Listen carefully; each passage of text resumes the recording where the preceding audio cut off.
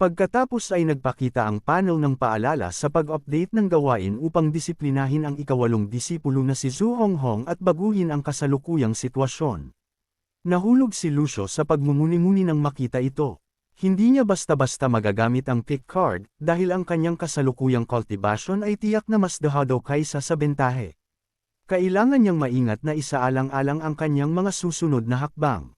Ang pagkakaroon ng tatlong masasamang tao sa kanyang tabi ay problema rin. Ang katotohanan ay kalaunan ay lalabas. Sa kasalukuyan, si Honor lamang ang pinakamaasahan at tapat. Ang kanyang cultivation ay nasa Divine Court Realm, na ginagawa siyang pinakaangkop na kasama.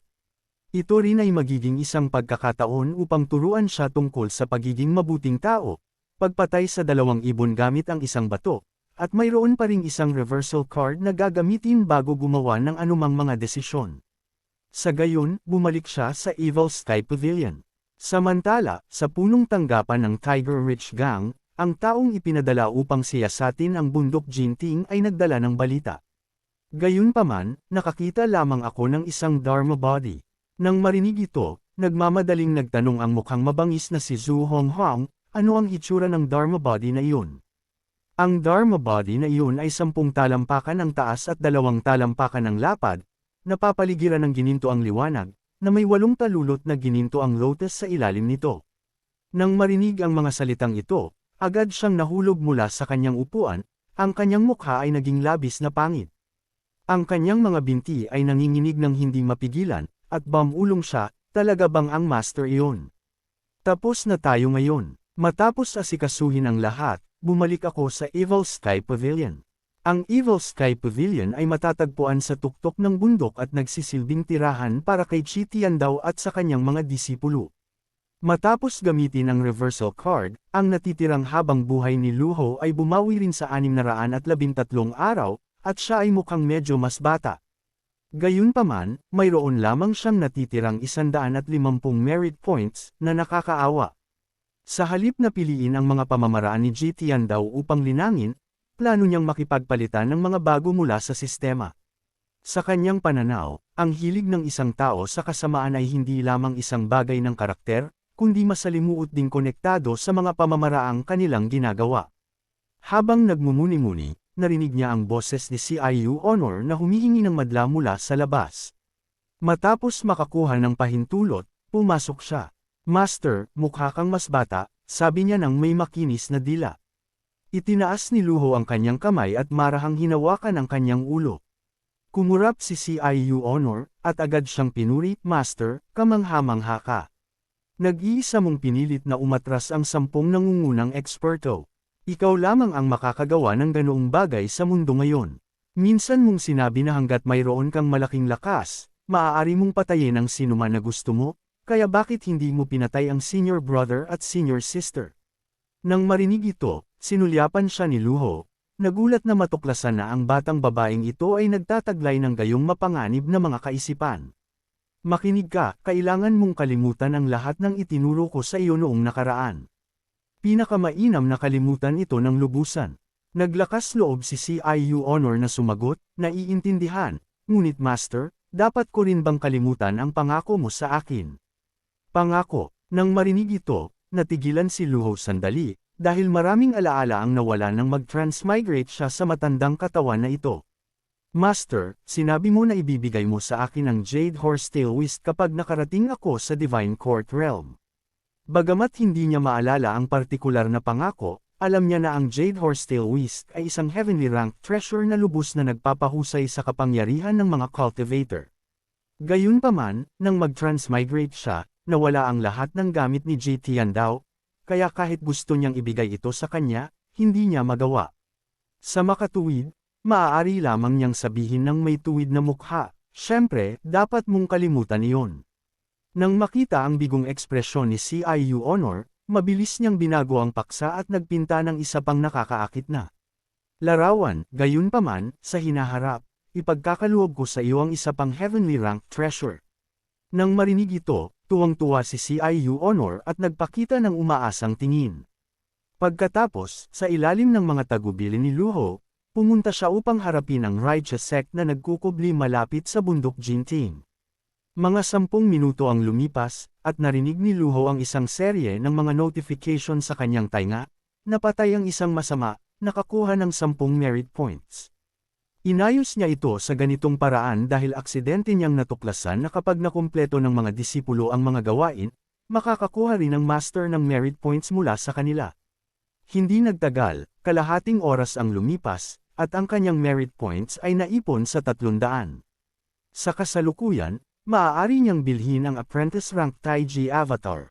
Sa sandaling matagumpay ang pagbili, bigla siyang nakaramdam ng bug zone ng enerhiya na pumapasok sa kanyang katawan, at ang kanyang realm ay umabant mula sa quenched body realm patungo sa mystic enlightening realm.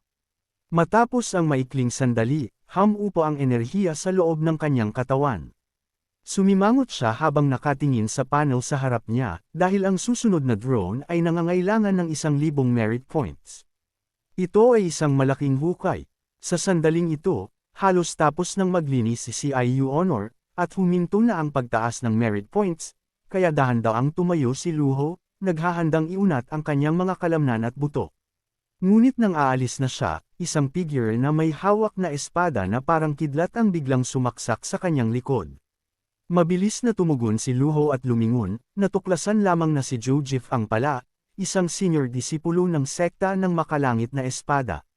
Dahil sa pag-activate ng passive skill ni Luho na Fatal Block, hindi siya nasaktan. Si Jojif Ang, na nag-akala na nagtagumpay siya, ay natigilan nang makita na nakatakas si Luho. Nagtipon ng kanyang lakas ng loob, lumapit siyang muli at gumawa ng isa pang atake ng espada, ngunit napatunayang walang silbi. Samantala, sumimangot si Luho at matamang tinitigan siya. Pagkatapos ay malamig siyang nagsalita, "Ano ang sinusubukan mong gawin? Ang sitwasyong ito ay nagpapanerbiyos sa akin, ngunit maaari lamang akong magpanggap na kalmado at bantayan siya." Sa ilalim ng nakakatakot na presyon na nagmumula sa akin, natakot siya na malapit na siyang umihi sa kanyang sarili. Naintindihan ni Luho na hindi siya maaaring matalo sa usapin ng momentum. Sa isang malamig na ungol, sinabi niya, "Minamaliit mo ang iyong mga kakayahan." Nag-alinlangan si Jojif ang sandali bago tipunin ang kanyang determinasyon at muling sumugod. "Pinatay mo ang aking master, kahit na mamatay ako, hahanapin ko ang paghihiganti." Nang ang mahabang espada ay 0.01 sentimetro na lamang ang layo mula sa target nito, isang galit na sigaw ang nagmula sa likuran. "Sino man ang walang mata, naglakas loob na sumalakay sa aking master." Sa isang malakas na kalabog, agad na sumalakay si CIU Honor, na nagpadala kay Jojif ang nalumipad sa isang malayong pader. "Pupunitan siya ng disipulo upang tulungan kang ilabas ang iyong galit," sabi ni CIU Honor. Ang kanyang mga mata ay nagpapakita ng pagnanais na pumatay. Gayunpaman, pinigilan siya ni Luho dahil nakatanggap lang siya ng notification na nagtitrigger ng isang nakatagong branch quest, "Ibaling si Jojif Ang sa iyong panig." Nagmuni-muni siya sandali bago dahan-daang magsalita, "Kung papatayin ko ang iyong master, makatwiran para sa iyo na humingi ng paghihiganti, ngunit ang pagmamaliit sa iyong mga kakayahan ay katumbas ng paghahanap ng kamatayan. Wala itong silbi. Sa edad na 9, naabot mo ang quenched body realm, sa edad na 13, pumasok ka sa sense condensing realm, sa edad na 18, ang Brahmasi realm, at sa edad na 20, pumasok ka sa divine court realm. Ikaw ay isang napakabihirang henyo sa mundo ng cultivation. Maaari kang naghintay ng ilang taon bago humingi ng paghihiganti, bakit kailangan mong dumating sa korte ng kamatayan ngayon?" Nang marinig ito, nakaramdam ng matinding pagsisisi si Jojif Ang. "Posible pa bang magsisi ngayon?"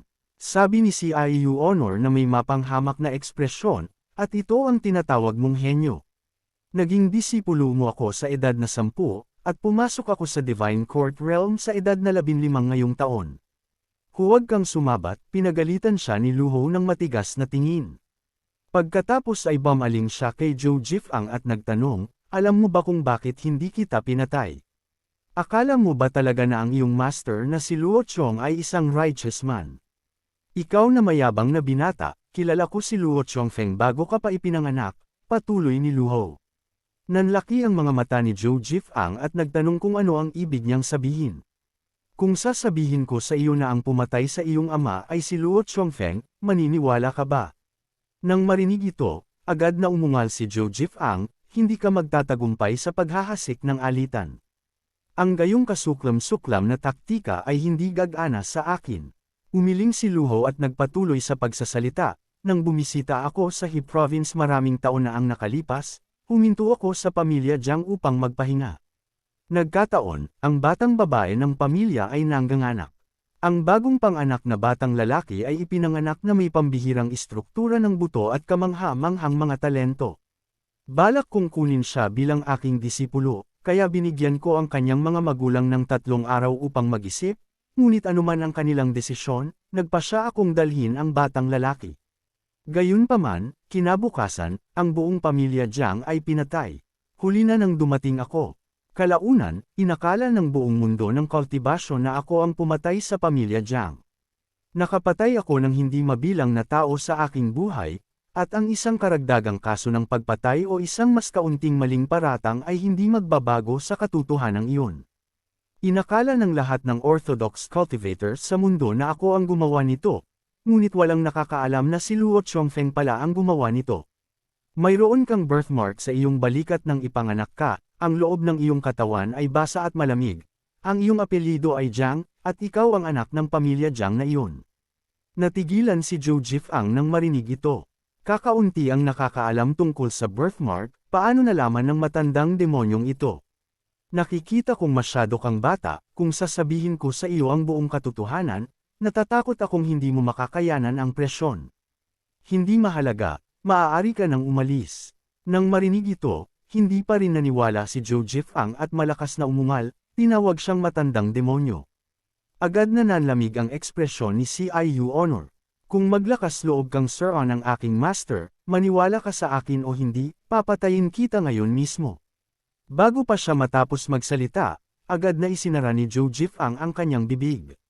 Mukhang hindi ka maaaring maging masyadong malumanay kung ang mga taong tulad niya ay nawalan ng paggalang, humajijek si Luho. Ang iyong master na si Luo Chongfeng ay samaire sa pamilya Jiang, dinungisan ang iyong ina, at dinala ka, 30 taon na ang nakalipas, sumabog siya sa nascent divinity tribulation realm, ang realm ay nahahati sa 3 pangunahing yugto, Dao Primal, Chaotic Primal, at Dao Fusang. Sa yugto ng Dao Fusang, mayroong isang paraan upang umaban. Sa isang malakas na base ng cultivation, maaaring lumunin ng isang Dao Fusang expert ang energy essence at base ng cultivation ng ibang tao at pagsamahin ang mga ito bilang isa, kaya tinatawag ang yugto na Dao Fusang. Sa buong sekta ng makalangit na espada, ang iyong landas ng cultivation lamang ang eksaktong kapareho ng kay Luo Chongfeng. Sa tingin mo ba ay walang mali sa kanya? Kung hindi ka pa rin naniniwala, tanungin mo ang iyong master kapag bumalik ka. Honor, paalisan mo siya. Master, papayagan mo lang siyang umalis ng ganito. Inatake kanya, nakakagalit. Isang mapang-uyam na sigaw ang nagpatakot kay Ciu Honor, na nagpatapak sa kanyang paa. Pagkatapos ay kinaladkad niya ang naguguluhang si Zhou Jifang patungo sa bintana. Hanggal, sa tingin mo ba ay kailangang magsinungaling at manlinlang ang aking master sa iyo? Mas mabuting patayin kanya ng direkta. Inihagis niya siya mula sa upper floor patungo sa lupa, habang kusang bumubulong si Zhou Jifang, hindi ako naniniwala. System prompt failed to complete the mission of persuading Zhou Jifang. Si Luho, nang makita ito, ay may mapagpaumanhin na ekspresyon at naisip, anong tanga. Nagtatakang tinanong siya ni Ciu Honor kung bakit hindi niya pinatay ang kalaban. Tumayo si Luho na nakalagay ang mga kamay sa likuran niya at ipinaliwanag, ang pagpatay ay hindi lamang ang paraan upang malutas ang mga problema. Ngunit kanina lang, hiniling mo sa akin na bumaba sa bundok at patayin ang maraming orthodox cultivators. Nang marinig ito, hinimas ni Luho ang kanyang balbas at sinabi, ang pagpatay ay hindi lamang ang solusyon, ngunit palaging isa sa mga opsyon. Bago pa niya matapos magsalita, bigla siyang nakatanggap ng isa pang prompt mula sa sistema. Ang iyong disipulo ay gumagawa ng masasamang gawain, at ang mga katumbas na merit points ay ibabawas. Maaari palang ibawas ang merit points. Anong klaseng kalokohan ito? Bulalas ni Luho. Agad niyang inutusan si Ciu Honor na tipunin ang ilang disipulo.